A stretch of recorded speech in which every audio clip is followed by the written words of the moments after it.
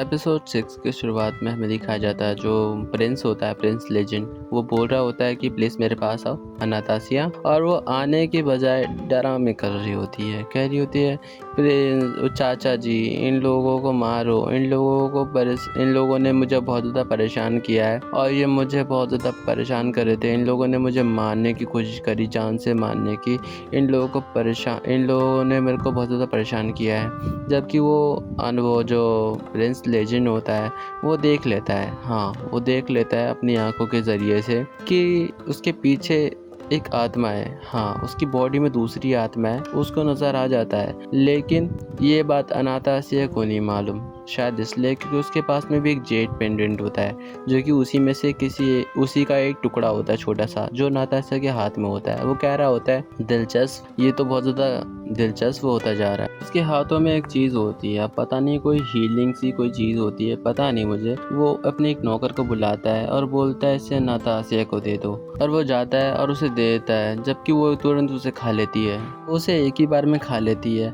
और उसे खाने के बाद वो बहुत ज़्यादा प्यारी सी नज़रों से उसे देख रहा होता है और बोल रहा होता है कि तुम इसे चाहो तो आराम से खाओ, क्योंकि मेरे पास में ये बहुत सारी है, धीरे धीरे खाओ, एक साथ मत खाओ, बहुत सारी है मेरे पास में, तुम चाहो तो और ले सकती हो। एक ही खाने के बाद उसकी हालत बहुत ज़्यादा पहले से अच्छी हो जाती है। बताया नहीं गया है कि इस दुनिया में माना चलता है कि क्या चलता है मुझे नहीं पता, लेकिन ऐसा समझ लो उसकी पावर जो होती है फुल हो जाती है, एकदम वो तंदुरुस्त हो जाती है पहले की तरह। तुम लोग कल्टीवेशन मांगा देखते होगे तो तुम्हें पता होगा यहाँ क्या चल रहा है। सारे लोग जो होते हैं वो हैरान हो जाते हैं। यहाँ पे एक पांडा भी होता है, वो सारे कह रहे होते हैं ये बहुत ज़्यादा चौथे स्तर की गोली है, ये बहुत ज़्यादा पावरफुल है और इसने ये ऐसी दे दिया इसको, बहुत ज़्यादा बेकार है, गोली की बर्बादी है। 2000 चांदी में आती है ये, 2000 चांदी में। इस लेजेंड जो होता है वो गुस्से में हो गया होता है, वो कह रहा होता है चलो अब जल्दी से यहाँ पे बताओ कि यहाँ पे चल क्या रहा है, अनातासिया को कौन परेशान कर रहा है। चलो जल्दी से भागते हुए वही गद्दार लड़का आता है जिसने अपनी बहन तक को नीचे धक्का दे दिया था। वो आता है वहाँ पे भागते हुए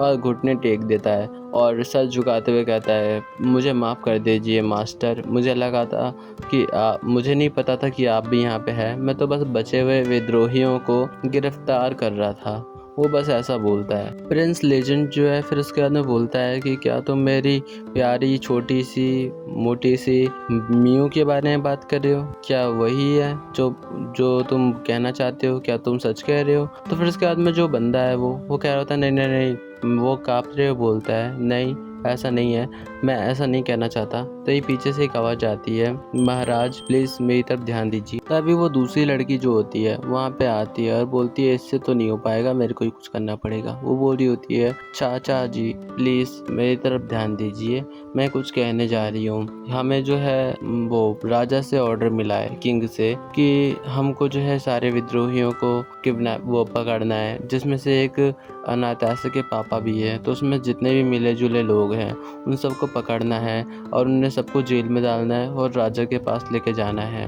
और वो बोल रही होती है मन ही मन में कि देखते हैं कैसे उनके राजा के खिलाफ काम करता है। प्रिंस लेजेंड जो होता है वो कहता है तुम मुझे पहले ये बताओ कि मैं तुम्हारा चाचा कब बना। मुझे हैरानी है कि अनातासिया मुझे चाचा बोलती है, लेकिन मैं तुम्हारा चाचा कब बना, तुम मुझे ये बताओगी। वो साथ ही में ये बोलता है कि पहले ये बताओ तुम हो कौन, मैं तो तुम्हें जानता भी नहीं और तुम मुझे यहाँ चाचा चाचा करे जा रही हो, तुम अपना परिचय तक नहीं दिया तुमने तो। और वो कहती है कि प्लीज़ मुझे माफ़ कर देना महाराज। फिलहाल वो तो माफ़ी मांगती ही रहती है। और जो फिर उसके बाद में हमारा जो प्रिंस लेजेंड है वो बोलता है कि तुम मुझे ये बताओ तुम्हारे पास शाही फरमान तो होगा ही ना, क्योंकि वो हर बंदे के पास में होता है जब राजा ऑर्डर करता है तो कोई खतरनाक चीज़। तो बताओ तुम्हारे पास वो कहाँ है। तो वो कहती है नहीं है मेरे पास में। तो कहता है अच्छा ठीक है, जब तुम्हारे पास में ये नहीं है तो तुम ये फैसले नहीं ले सकती।